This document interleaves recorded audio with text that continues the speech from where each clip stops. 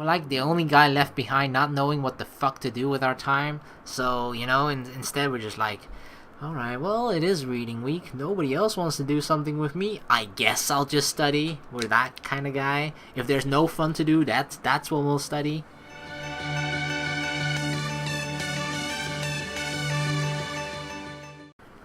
With some time on my hands, I head to the library to actually squeeze in a study session. The library is packed, which I guess makes sense since exams are right around the corner. After circling the desks a couple of times, I managed to sneak into a desk stall just as another student is leaving. I feel like a car trying to find a parking space in a crowded lot, and we found one! Luckily, a few hours go by in a blur. Valerie texts at one point saying the changes are done, but otherwise nothing eventful happens. That's all the studying I can do in one sitting. I pack up my tablet and wonder if anyone is available. Kaori or Yuuna? Of course we're going with Yuuna. Yuuna pops into my mind, and I decide to give her a call. I wonder how she's spending her reading week. She answers the phone immediately. Hello? Yuuna, it's me, your darling boyfriend. Hey, Yuuna. Oh, I was in the middle of calling you when you called me. That's a fucking lie, and I know it, because usually if you call someone and they both call each other at the same time, don't you just get like, that they are already in a conversation, or like beep, beep, beep, the number you're trying to reach is currently not available. Some shit like that. Does that mean you were thinking about me? Yes. Aren't you thinking about me always, Yuuna, though? Oh, good. I'm a little surprised by how frank she is. She didn't even sound ashamed about it as well. She was like, yes, I was. Well, obviously I was thinking about you too. Would you like to come over? Oh, I thought you'd never ask. Sure, I'll be right there. Great, I'll see you soon. See you soon, my dearest. When we hang up, I head to my bike and drive to Yuuna's house. After parking, I knock soundly on her door. There's a shuffling on the other side, and it takes her a while before she opens the door a crack. Is this like No! What? Is this like a dangerous neighborhood? Did you expect someone else? The pizza boy? Am I a disappointment? Why did she yell no? She slams the door shut again. That was strange. There are more noises on the other side of the door before Yuuna flings it open. Hi. Hi? Is everything okay? Hey. Woof! She has a dog! Oh, look at the cute little puppy wuppy duppy. I stare at the wriggling ball of fur trying to jump free from her arms. It's so adorable. Puppy! Ugh, slobber factory, you have a dog? I fucking love dogs and puppies. I open my arms and Yuuna lets the pup hop into them. Its tail slaps my body with each wag as the puppy tries to plant kisses all over my face. Look at how adorable the tiny little thing is. You didn't tell me you got a dog. I'm just borrowing him for now. Ah, dang it. Can we keep him, please? Borrowing? From who? From where? From what? This house looks vaguely familiar as just a different version of the house that we had the show's party in. This looks vaguely familiar. Yuuna moves aside so I can enter and close the door behind me. Then she puts the puppy down. It scampers to my leg and paws at my feet as I carefully make my way to the couch. Yuuna sits down beside me. Okay, not really borrowing. I've been volunteering at the local animal shelter since I moved to Isokaze. Oh. And when I found out they needed foster homes for some of their pets, I volunteered to take Mochi home with me. Mochi! That's an adorable name. As you can tell, he loves people. And he's already been housebroken, so they don't think it'll be long before he gets adopted. Let me fucking adopt him, please, for us. This will be good for our relationship.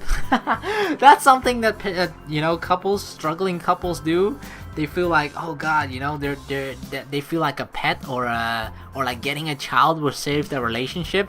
But I don't mean to imply that our relationship isn't that good right now, Yuuna. I just fucking love dogs, and I mean, I love cats as well, but for some reason, I just love cat videos and whatnot. And actually, goddamn it, I wanted to tell this story a long time ago. But one time I was actually out at night, and it was fairly late. I was just biking around, and you know, there are a lot of like stray cat. Well, not really stray cats. They're probably just pet cats, but they're allowed to roam free in the middle of the night, I think.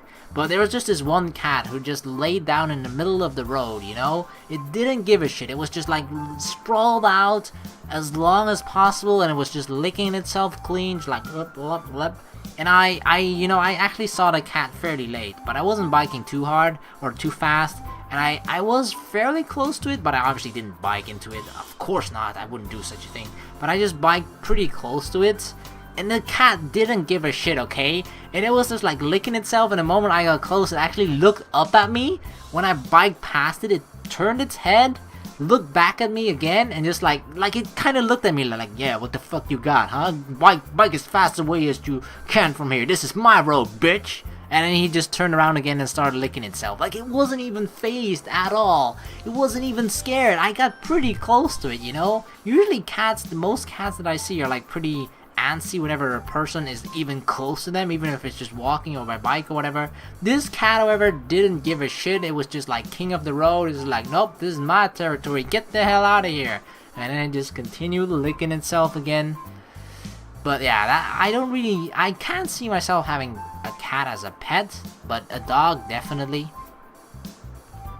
Mochi tries fruitlessly to hop onto the couch and misses each time. Just imagine that, it's trying to hop, but then it doesn't able. Oh my god, it's not able. I wasn't even able to say that sentence in English. That's how much I was just picturing that image in my mind of him trying to jump onto the couch and just not succeeding. After attempting a few more times, he sits back on his haunches and whines. Yuuna giggles, then scoops him back up in her arms. He settles into her lap. How long have you had him? About a week. Dang, you've been keeping this cute, adorable button of a thing a secret for a week from me? Actually, I wanted to ask you about that. Please tell me you're about to ask what I think and hope you're about to ask me.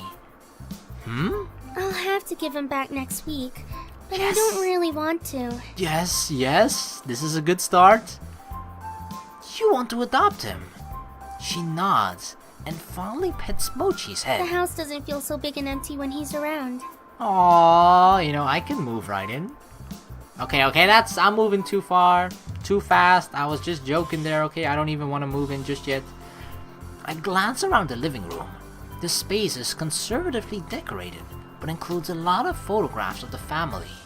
Antique vases and cabinets tastefully fill the space.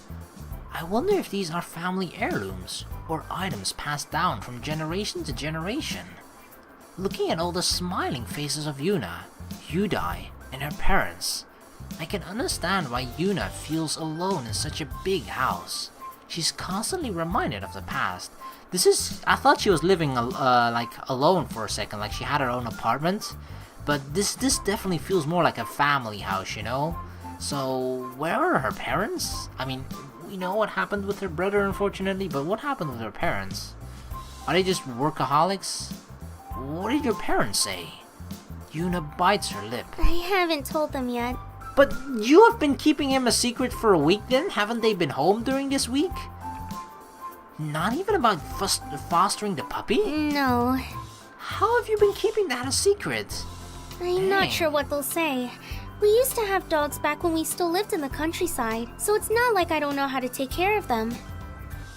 I actually found that impressive. Like, imagine if their parents actually, like it's just during the day when their parents aren't home, but at night and during the morning, like, just during normal working hours, her parents aren't home, but after work, her parents are home. Like, how are you able to keep that dog a secret for that long, like an entire week, without your parents noticing? At some point, you're gonna have to, I mean, it's a tiny puppy still, so it's not properly trained, so it's gonna pee and crap all over the place. You have to give it food. You then also have to keep it in your room and prevent it from, barking loudly or just have it be quiet. That seems like an incredibly difficult task to do. And to keep that up for just one day alone, and to keep that up an entire week? Dang, Yuuna. Maybe they won't even notice. What? Mochi's plush bed is in the corner where the kitchen and living room connect. Compared to the rest of the decor, his colorful and modern toys stick out like a sore thumb. I think they might. Yeah, they'll probably notice like the bright pink, squishy bone that you bought for him. She frowns and furrows her brow. Oh, look at that adorable little thing. Mochi seems to sense her anxiety and places his front paws on her chest to lick her face again. Hey, Mochi, Mochi, Mochi. You may be the most adorable, cute little dog that I've ever seen, but nobody touches my girl's boobs but I, okay? So paws off of those boobs. Mochi! She turns her face away, but laughs. Just ask your parents, he loves you, keep him. Have you thought about the responsibility? Just gotta keep him, okay? Look how happy he is. I think he likes you, he loves you. He thinks so too. A bit too much, actually. Didn't I tell you to don't touch the boobs? You should keep him. Your parents will understand. You two are meant for each other. She giggles. You might have some competition for my affection now. Oh shit, I didn't even think about that. God damn it. God dang it. This means that some of the affection that would normally go to us, you know, is now going to Mochi. Oh my god, no. Now it's gonna be a competition. Me and Mochi against, or me against Mochi, fighting for Yuuna's affection? Oh no, I'm not gonna win that. Look at me, look at how ugly I am. How am I gonna compete with a cute, adorable, tiny little dog like that? I mean, obviously there are things that I can do for her that he can't. Ha ha ha. But, you know, still. Dang. I'm not sure I'm gonna come out as the victor here. Damn it. I didn't even think of that part of it, you know? That obviously, you know, some of her affection is going to be divided. Some goes to Mochi, some goes to me. Rather than everything to me. Oh well. Same will go for me though, you know? Some of my affection that would normally go to Yuuna now goes to Mochi too. So it goes both ways. It's like a weird love triangle, even though we're not in love with the dog. It's just our pet, okay? Fuck, I made it weird again. Why do I have this like weird, unnatural talent of making situations that are just cute and adorable incredibly fucking weird? I gotta stop doing that. Never mind. He needs to go. Right now I'm bringing you back to the shelter, Mochi. She laughs again, or I'll just bring him home and just give it to Nikki. Nikki will probably love Mochi as well. It sounds like you've already made up your mind.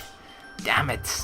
Damn it, Mochi. Maybe. You better not be stealing my girl, okay, Mochi? I'm keeping an eye on you. You cute, adorable. That's his act, okay? His act is like he looks all cute, but in the meanwhile, he's planning to steal my girl right now. She pauses. It's not that I'm worried my parents will say no. I don't think they'd be opposed to the idea. I don't want them to think they're bad parents. Why would they think that? I understand why they don't stay here for too long, and I don't want them to think I'm lonely. Oh. Are you lonely? It can be a little quiet. Aw, but you got me. Well, whenever it starts feeling quiet, you can always give me a call. I'll come and keep you company, exactly. That's what boyfriends are for. She blushes. Thanks. You're welcome, Yuuna. We pause. Aw. Do you ever miss the countryside? She blinks in surprise. A little. So what, her parents live in like a different house? They have multiple houses. They used to live here, but now they're just letting only Yuuna live in here while their parents are off in another house? I don't know exactly what the family situation is, but apparently they don't seem to live here that often or that much. I love Isokaze, but sometimes I wish we were a little closer to nature. What about you? Me too. I like indoor nature. I mean, you know, whenever I look at beautiful pictures of nature on my PC or something, you know, I'm always like, oh wow, that looks awesome. But I never really get the feeling of like, I never get the feeling that I want to go out into the world to see that. Like, I've seen the picture, I've seen the beautiful view, Because the thing that you don't see, right? You see that beautiful view right there, but it probably takes like hours of trekking, for example, or whatever, to go to that beautiful site, to only experience that for 5 minutes, but you don't see like the 6 hours of hell that goes before it, you know? Okay, it's not exactly hell, but you know what I mean, you know? That one picture doesn't really describe the entire journey. So I do love nature, I love looking at nature, but it's more like, you know, pictures or documentaries and shit like that. But still, I have an appreciation for nature, for sure. I know what you mean. Whenever I need to clear my head, I like to sit in the green of the trees and think. But then again, I am kind of a city boy, I guess. I mean, the part of town where I live in isn't exactly like in a big city, but it's really close to the city. But it's not like I live in a rural area at all. Like it's just a normal, I guess, town. Well, bigger than a town. I don't know exactly what to call it, right? But at least I've been fairly raised and grown up as a city boy, so that's probably why I'm also just not as much of a, you know, oh, nature. But I do love it though, looking at it. Yuuna smiles. Me too. Something about being away from the noise of everyday life is really soothing. Why don't we do something to get away this weekend? Like what? I don't know, anything? Hey, we can even invite Mochi, maybe. I don't know. We could go camping. But what about exams? We can study some biology in the tents, you know? One-on-one. We've already been studying hard for them all week. A break would be nice, especially since we don't want to get burned out. Yuuna looks thoughtful as a smile gradually graces her lips. It doesn't sound so bad. Plus, I haven't gone in a while.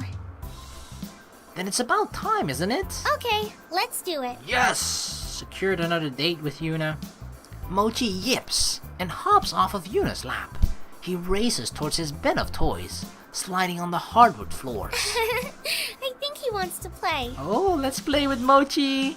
Play fetch, play tug of war, forget toys, give belly rubs, I'll pass. Usually the first thing that comes to mind whenever you want to do something with a dog is like usually play fetch or something. Like or kind of belly rubs, but since he wants to play, let's play fetch. Mochi picks up a squeaky ball and I gently pry it from his mouth before tossing it across the room, careful to aim away from anything valuable. Yeah, we don't want to break down the house. Mochi speeds after the ball and diligently brings it back. As I pry it from his mouth again, his tail wags back and forth. He wants more! I fake a throw, and Mochi goes barreling down the room, then freezes. Oh, he got you, sucker! His ears up as he sniffs around for the ball. When he sees it still in my hand, he comes barreling back. We gotcha! Yuuna burst out laughing. Mochi, you're so silly. He's so adorable. Oops. Now that he's all wound up, I should probably take him for a walk so he doesn't accidentally wet himself. Uh-oh, the dog is wound up. Quickly take it out for a walk. I mean, I guess, considering he's not exactly potty trained yet. Yeah, that would be good. We don't want any pee on the hardwood here. Do you want to join? Sure. I glance out the window at the darkened sky. I should probably get back before it's too late. Yuuna nods. Thanks for coming over. Oh, you're welcome, Yuuna. No problem. Bye, Mochi. Mochi, dochi, yochi. Yuuna picks up one of Mochi's paws and waves it around. Bye-bye. Aww. They're just both so adorable. We both laugh as Mochi looks down at his paw in confusion. He's like, what did you just do, woman? In doggy language, waving around a paw means something really, really bad. It's like the equivalent of putting up your middle finger. Yuuna grabs the leash and secures it around Mochi's neck. Then we leave the house together. She heads towards the park while I head back to my bike and drive home.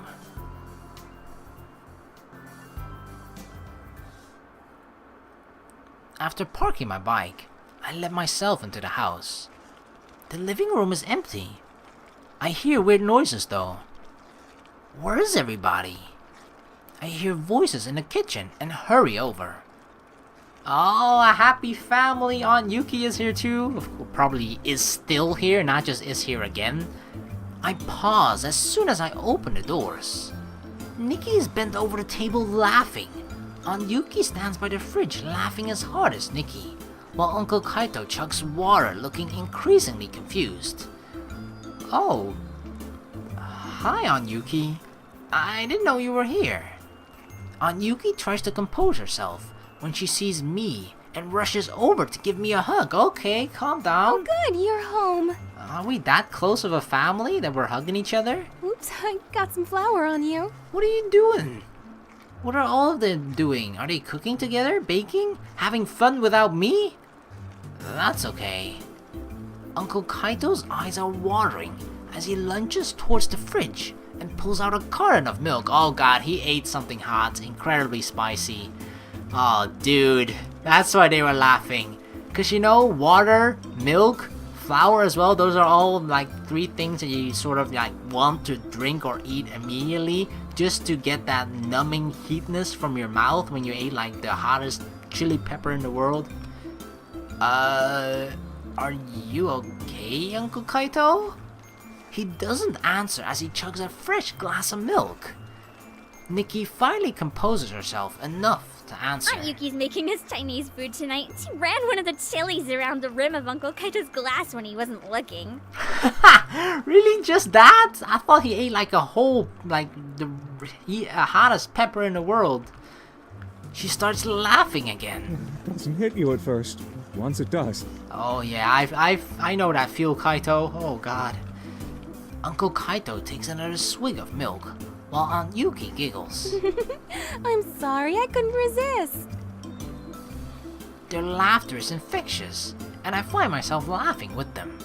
It's good to see Aunt Yuki hasn't lost her sense of humor. Uncle Kaito, hasn't Aunt Yuki played the same prank on you before? She has. That's what makes it so funny. And he keeps falling for it over and over again. The thing is, it's not something that you know, that you expect very often. Like, who the fuck is like gonna sniff the edge of their milk glass just to make sure that it isn't covered in like, you know, chili pepper or whatever? Nobody the fuck does that. It's been a while. Cut me some slack. You know, it's probably a good idea to start doing that from now on, Kaito. Just start sniffing your glass of milk or whatever drink you're having before actually taking a sip. You're losing your touch. Aunt Yuki's been away for too long. Nikki sighs. Do you really have to leave again, Aunt Yuki? It's so fun when you're around. Are you leaving again, huh? Are you breaking up the family again? We were so happy. Hey, are you saying I'm not fun? Well, No, you're fun too. but it's more fun with Aunt Yuki. That sounded awfully like a pity compliment. It was. Nikki giggles. Aunt Yuki fidgets with the corner of her apron. Actually, you'll all be seeing a lot more of me. What? Kaito looks at her in surprise. He's like, surprise, I'm moving in, without even consulting Kaito about this at all. Really? It's like, oh shit, I didn't want this. She meets his gaze and nods. If that's alright with you. Of course. I just... Does that mean you're really going to stay here? That is such a mean move, okay? She put Uncle Kaito in the spot, on the spot in front of us, you know? That's gonna make it so much harder for Uncle Kaito to say, like, no. Because what if Uncle Kaito is not ready, you know? He said he wanted to take things slow again with Aunt Yuki. He actually didn't expect things to go this well again, but now that things are, I feel like they want to take things slow, you know? But, like, I can understand if he's like, oh shit, this is going a bit fast, maybe we should slow it down a bit, you can move in later or, you know, a month from now, for example.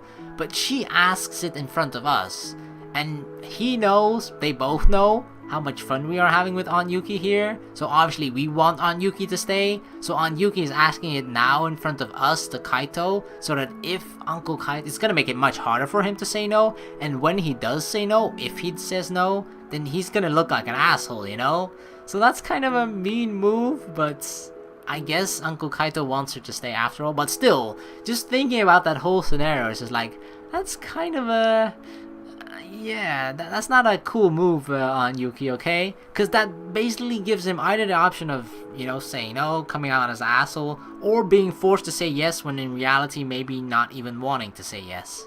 Yeah, Unless there's a reason why I shouldn't. I don't know. No, but I can't think of one unless Uncle Kaito doesn't want you here, you know? And see, that's what's gonna happen. We are going to put pressure on Kaito as well. Like, no, there shouldn't be one. Right, Uncle Kaito? There's no reason why Aunt Yuki can't stay here. Kaito hesitates. Nikki watches with bated breath. Her eyes are wide with excitement, and I can tell it's taking a lot of self-control for her to keep quiet. I'm unsure if I should even be witnessing this conversation. Yeah, this is definitely a conversation those two should be having in private. Aunt Yuki seems to understand Uncle Kaito's unspoken question. Watching you with the kids, you've, changed. Before you were one cold-hearted son of a bitch. But you know, Nikki and myself have softened him up a bit, and now she likes him again. Yuki, Nikki can't hold it in anymore and explodes. Aunt Yuki belongs here, Uncle Kaito. Let her stay. Yes, let's all be one happy family. Both Yuki and Kaito blush deeply. Nikki! What? They clearly need my help. Let's give them some privacy, okay? I begin to push her out of the room. But Yeah, Nikki, you'll understand when you're older, okay? No butts, no chicken nuts either. Reluctantly, Nikki allows me to lead her out of the kitchen and into the living room. We both sit on the couch, and I turn on the TV. do you think Aunt Yuki will really stay? Yeah, she probably will. Of course, doubtful, it's hard to say, of course. Yeah, she obviously still cares for Uncle Kaito, and he still cares for her. I have a feeling that once she comes back, she won't be going anywhere. Oh no, the next time she comes here is gonna be for good. I hope so. Then we'll be a family again. Yes, a happy family. Oh god, what happened with our parents? Why am I thinking of our parents right now? Happy family. Happy, sort of not real family, because they're not really our parents, but you know. Happy family with our aunt and uncle. I glance at Nikki. She looks hopeful, yet apprehensive. Again?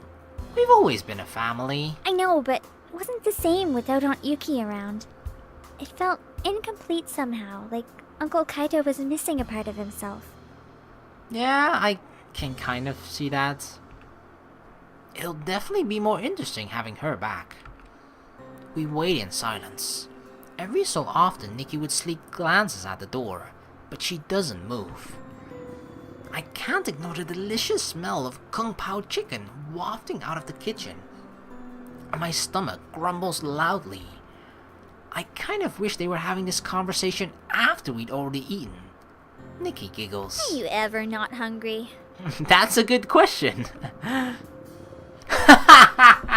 Well, pot calling the kettle black, eh, Nikki? Now it's my turn to laugh. Luckily, we don't have to wait much longer before Aunt Yuki pops her head out. Are you kids hungry yet? Oh yes, we're starving. Even more so than the kids in Africa. Starving. Then I guess we'd better feed you. Dinner's ready. I jump to my feet and race into the kitchen, but Nikki lingers beside Aunt Yuki. Does this mean you're staying? Of course I'm staying. There's no way I'm going to let Kato keep you kids to himself. Yes, she's staying. Nikki grins from ear to ear and hugs Yuki tightly. I'm so happy! There will finally be another woman in the house! Wow. Aunt Yuki laughs as the two of them join us at the table. She's making it sound like life was unbearable with two guys and her being the only woman / girl. I don't know how you managed all by yourself. Me neither. Everyone is all smiles as we sit down to eat. After dinner, Nikki dragged Aunt Yuki upstairs to show her the new dress she bought last week. Uncle Kaito and I are watching TV. In the middle of our show, his phone dings with an email. As he opens the email, his jaw sets. Oh no! Is it gonna be about our parents? What is it? It's an email from the PI. Oh shit, the private investigator. What does it say? He holds the phone out for me to see, and we review the email together. Again, The content does not share much, but stresses that the accident might have been more than just an accident. The other driver had been spotted talking to Dad right before the car crash. What the fuck? Wait, someone wanted to hurt Dad on purpose? Kaito's voice is grim. That seems to be what the PI is implying. Why would he want to hurt them? Oh, fuck. I wish I knew. Wasn't the other driver someone your dad knew? Apparently. Yeah. Ezra Wilson was Dad's colleague. They worked closely on projects together. Did something happen between them? I don't know. Not that I know of. And we can't even ask him since he's still in a coma, last I heard. Wow. Kaito nods. Well, the PI is still investigating. I'm sure he'll have more information soon. I don't know what this is.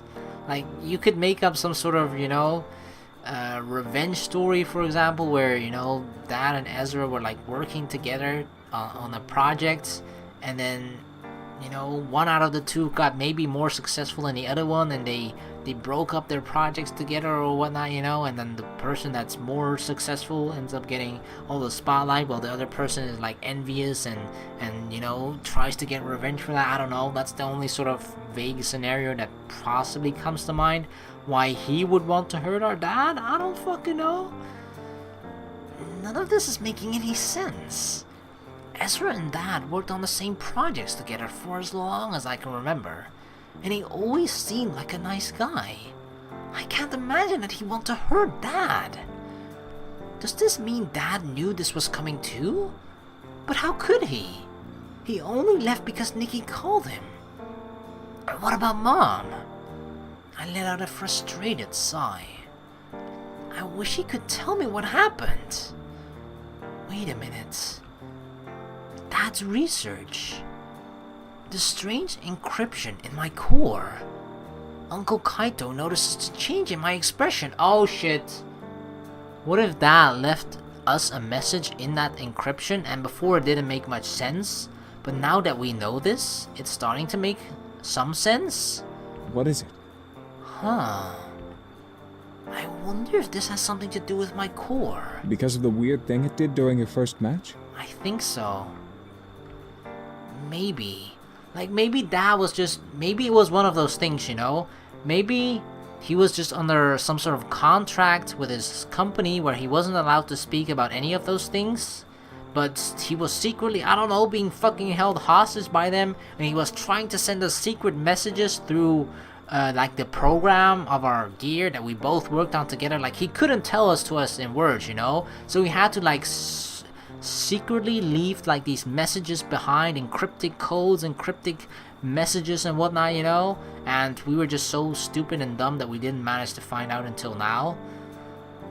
Like, it could be something like that. Maybe. If whoever wanted your dad dead was after your core, then you might be in danger.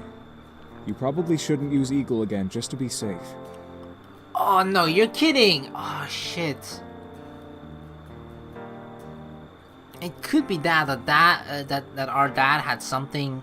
Maybe he stole something from the company, or maybe he had a secret project of his own that Ezra didn't know about, and then he secretly told Ezra about it after a while, and then he got jealous as well. I don't know, but like the secret thing that he either stole or worked on himself, our dad, is that core of ours that he put in Eagle.